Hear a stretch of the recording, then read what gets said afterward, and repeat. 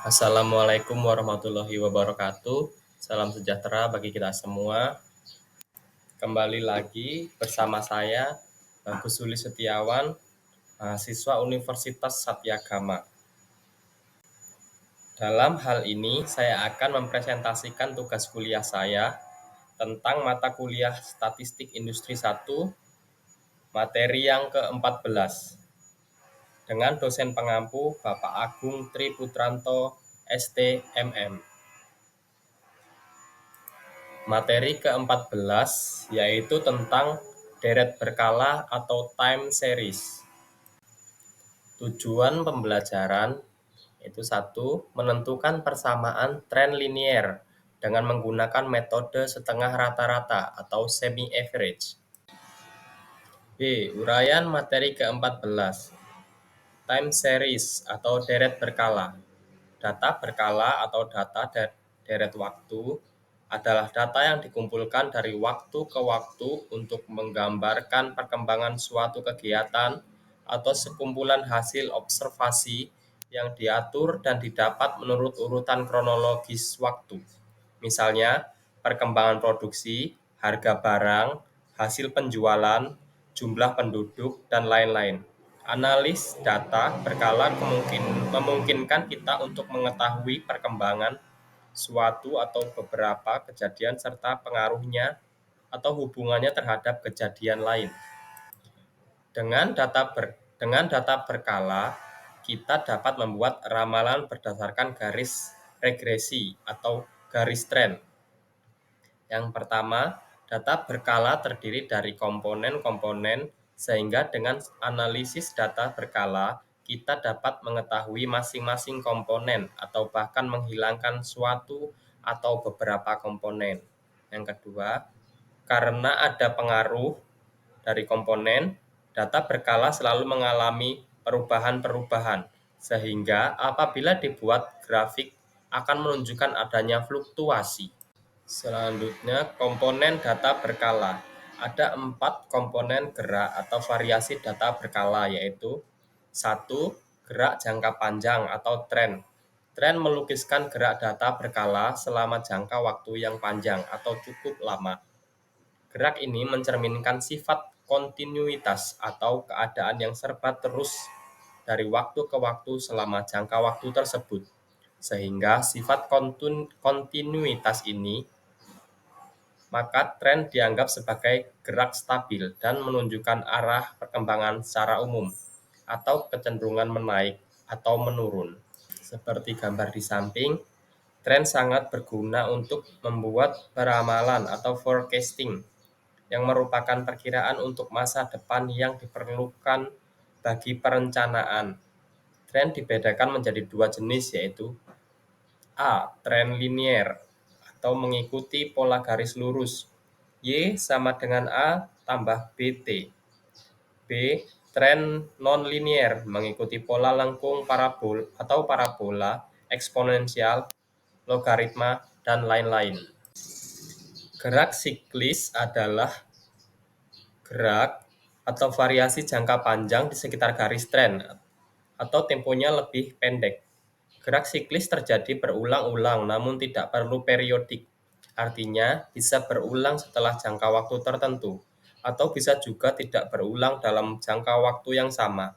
Perkembangan perekonomian yang turun naik di sekitar tren dan business cycles adalah contoh gerak siklis. Gerak siklis melukiskan terjadinya 4 fase kejadian dalam jangka waktu tertentu, yakni kemajuan, kemunduran, depresi, dan pemulihan. Seperti gambar di bawah ini, yaitu ada keterangannya 1. Kemajuan, 2. Menunjukkan kemunduran, 3. Depresi, 4. Pemulihan. Selanjutnya, gerak musiman terjadi lebih teratur dibandingkan gerak siklis dan bersifat lengkap. Biasanya selama 1 tahun kalender, gerak ini berpola tetap dari waktu ke waktu. Faktor utama yang menyebabkan gerak ini adalah iklim dan kebiasaan. 4. Gerak irreguler atau faktor residu atau gerak tak teratur. Gerak ini bersifat sporadis atau tidak teratur. dan sulit dikuasai. Perang, bencana alam, mogok, dan kekacauan adalah beberapa faktor yang terkenal yang bisa menyebabkan gerak ini terjadi. Dengan adanya pengaruh tersebut, maka gerak irreguler sulit untuk dilukiskan dalam suatu model. Selanjutnya ada tren linear. Analisa tren adalah analisa mengenai perubahan variabel tertentu seiring dengan perubahan periode waktu. Bisa bulanan, triwulan, semesteran, tahunan, dan lain-lain. Dikatakan linear karena pola perubahan variabel tersebut cenderung mengikuti garis lurus seiring dengan perubahan waktu.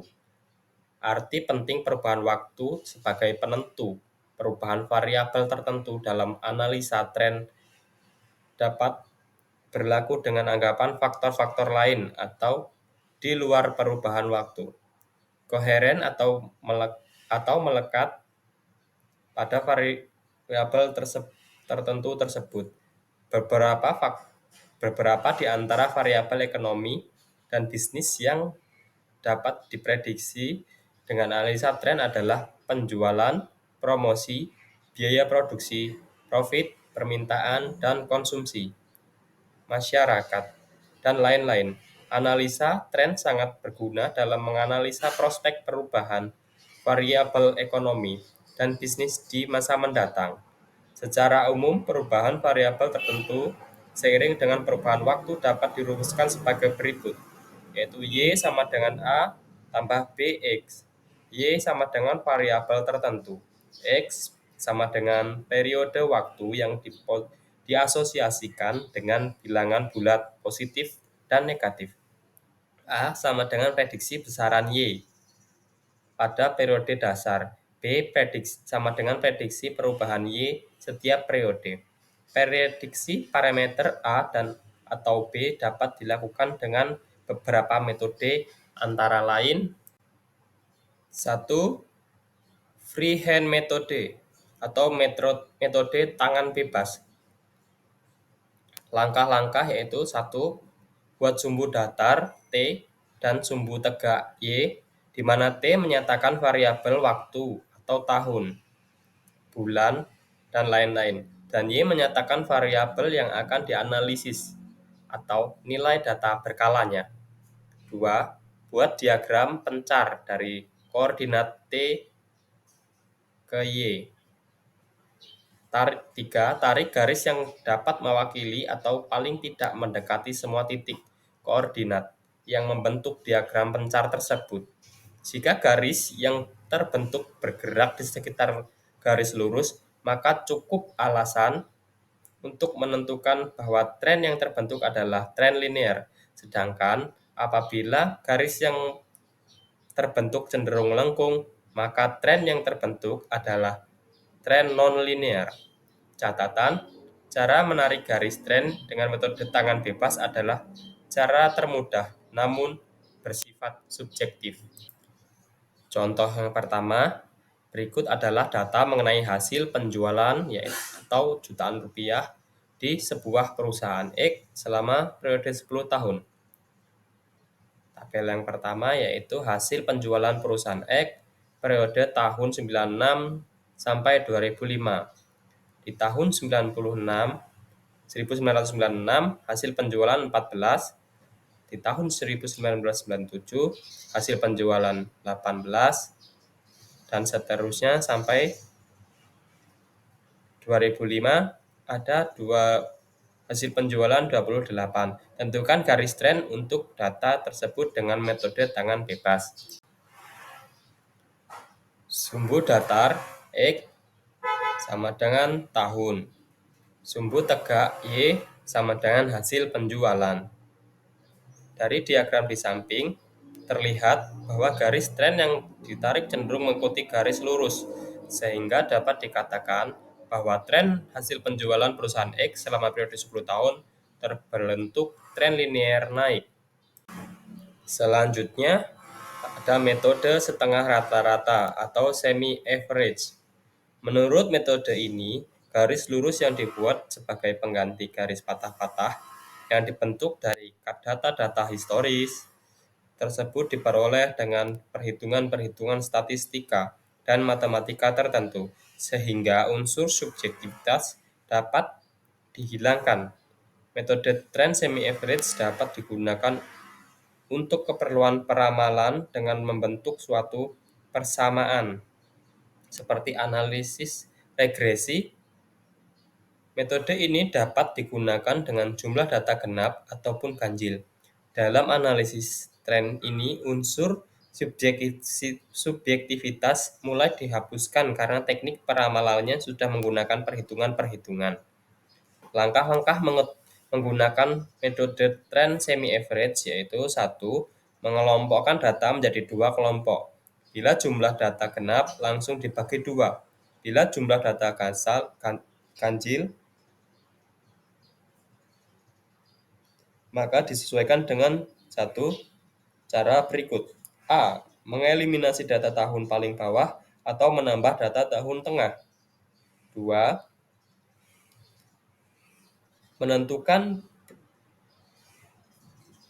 Menentukan periode dasar dapat dilakukan dengan 2 cara. Yang pertama, tahun tengah data kelompok 1, tahun tengah data kelompok 2. 3. Menentukan angka tahun berdasarkan periode dasar. 4. Menentukan semi total, yakni jumlah total penjualan masing-masing kelompok. Menentukan semi average setiap kelompok data dengan cara nilai semi total dibagi jumlah data dalam kelompok. 6. Menentukan nilai A dengan cara pertama, bila tahun dasar menggunakan tahun tengah kelompok 1, maka nilai A adalah nilai semi average kelompok 1. Bila tahun dasar menggunakan tahun tengah kelompok 2, maka nilai A adalah nilai semi average kelompok 2. 7. Menentukan nilai B dengan cara yang pertama, bila jumlah data kelompok adalah ganjil, maka nilai B ditentukan dengan cara membagi selisih antara nilai semi average kelompok 2 dan 1 dengan jarak tahun antara tahun tengah kelompok 1 dan 2. Selanjutnya, bila jumlah data kelompok adalah genap, maka nilai B ditentukan dengan cara menghitung nilai antara dengan membagi selisih antara nilai semi-average kelompok 2 dan 1 dengan jumlah data dalam kelompok 1 atau dengan membagi nilai antara dengan nilai tahunnya atau selisih antar angka tahun. 8. Membuat fungsi tren Y sama dengan A tambah BX atau A sama dengan rata-rata kelompok. 9. Meramalkan penjualan tahun tertentu, di mana nilai X ditentukan berdasarkan angka tahun untuk yang hendak diramalkan. Di sini ada rumusnya, yaitu B sama dengan A2. Contoh untuk jumlah data genap. Diketahui data pelanggan dari tahun 2010 sampai tahun 2015 ditunjukkan dalam tabel berikut. Tahun 2010 pelanggan atau Y 4,2, 2011 pelanggan atau Y 5,0, 2012 5,65, 2013 6,1, 2014 6,7, 2015 7,2. Tentukanlah A. Persamaan tren menurut tahun dasar 2011. B. Persamaan tren menurut tahun dasar 2014. C. Jumlah pelanggan pada tahun 2020 menurut tren 2011 dan 2014. Penyelesaian. Tahun 2010, 4 pelanggan Y 4,2. 2011 pelanggan Y 5,0. Pelanggan tahun 2012 pelanggan Y 5,65. Rata-rata yaitu A1 sama dengan 4,9. Tahun dasar 1 yaitu min 1, 0, plus 1. Tahun dasar kedua yaitu min 4, min 3, dan min 2. Pada tahun 2013, pelanggan Y 6,1. 2014 pelanggan Y 6,7. 2015 pelanggan Y 7,2. Dengan rata-rata A2 6,67. Tahun dasar 2013 yaitu plus 2. Tahun dasar 2013 yaitu min 1. Tahun dasar 2014 plus 3. Tahun dasar 2014 yaitu 0. Tahun dasar 1 2015 plus 6. Tahun dasar 2 2015 plus 1. Setelah data dibagi menjadi dua kelompok, tiap kelompok dicari rata-rata sehingga nilai rata-rata kelompok pertama A diperoleh 4,95 dan nilai rata-rata kelompok kedua A diperoleh 6,67. Tahun dasar 1 dimulai tahun 2011, yaitu tahun ke-0 memulai usaha, sehingga pada tahun 2012 usaha baru berjalan 1 tahun atau plus 1. Pada tahun 2010 usaha belum berjalan, yaitu mundur 1 tahun atau min 1. Demikian juga untuk penentuan tahun-tahun lainnya. Selanjutnya, prediksi perubahan Y setiap periode atau P. P sama dengan A2 A1 per tahun dasar A2 ambil tahun dasar A1,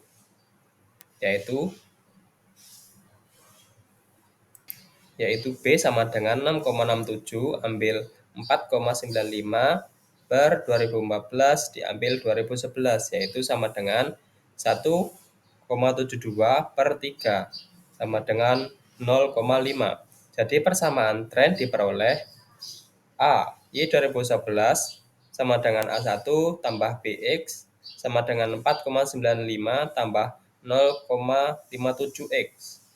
B, Y 2014 sama dengan A1 tambah BX sama dengan 6,67 tambah 0,57X. C, jumlah pelanggan pada tahun 2020 yaitu menurut tren tahun 2011, X sama dengan 2020 ambil 2011 ya sama dengan 9 tahun. Y 2011 sama dengan A1 tambah BX sama dengan 4,95 tambah 0,57X sama dengan 4,95 tambah 0,57 atau 9. 4,95 tambah 5,13 yaitu sama dengan 10,08. Menurut tren tahun 2014 yaitu X sama dengan 2020 ambil 2014 sama dengan 6 tahun. Y 2014 sama dengan A2 tambah BX sama dengan 6,67 tambah 0,57X sama dengan 6,67 tambah 0,57 atau 6. 6,67 tambah 3,42 sama dengan 10,09. Selanjutnya ada contoh untuk jumlah data ganjil. Diketahui data pelanggan dari tahun 2010 sampai 2015 ditunjukkan dalam tabel berikut. Tahun 2010 4,2, 2011 5,0, 2012 5,65, 2013 6,1, 2014 6,7, 2015 7,2, 2016 7,3. Tentukanlah yaitu 1. A. Persamaan trennya. B. Jumlah pelanggan pada tahun 2020. Penyelesaiannya yaitu seperti yang tadi ya teman-teman, dibagi menjadi dua kelompok dengan nilai rata-rata A1 5,9 dengan hasil min 1,5 di tahun dasar pertama, di tahun dasar kedua yaitu min 5,5. Selanjutnya 0,5 min 4,5 dan seterusnya ya teman-teman. Prediksi perubahan Y setiap periode atau B berdasarkan tahun dasar 2012 dan 2015. Ini B sama dengan A2 ambil A1, tahun dasar A2 ambil tahun dasar A1 yaitu B 6,83 ambil 5,19 per 2015 diambil 2012 sama dengan 1,64 per 3 sama dengan menghasilkan 0,547. Jadi persamaan tren diperoleh Y 2012 sama dengan A1 tambah BX sama dengan 5,19 tambah 0,547X. Y 2015 sama dengan A1 tambah BX sama dengan 6,83 tambah 0,847X. Jumlah pelanggan pada tahun 2020 menurut TEN tahun 2012 yaitu X sama dengan 9,5 tahun. Y 2011 sama dengan A1 tambah BX sama dengan 5,19 tambah 0,547X. 5,19 tambah 0,547 atau 9,5.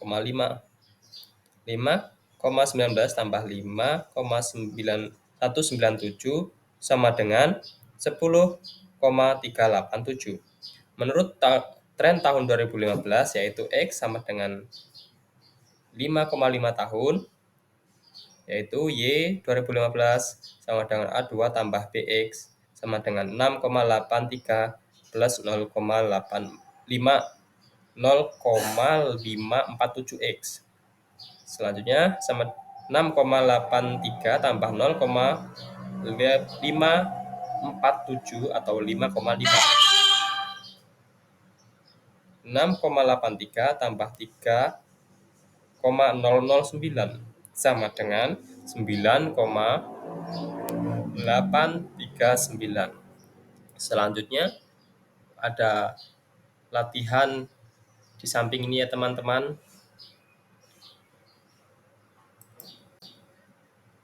Terima kasih atas perhatian Bapak Ibu, teman-teman. Semoga presentasi ini bermanfaat dan sedikit memberi wawasan yang berharga buat teman-teman. Terima kasih. Assalamualaikum warahmatullahi wabarakatuh.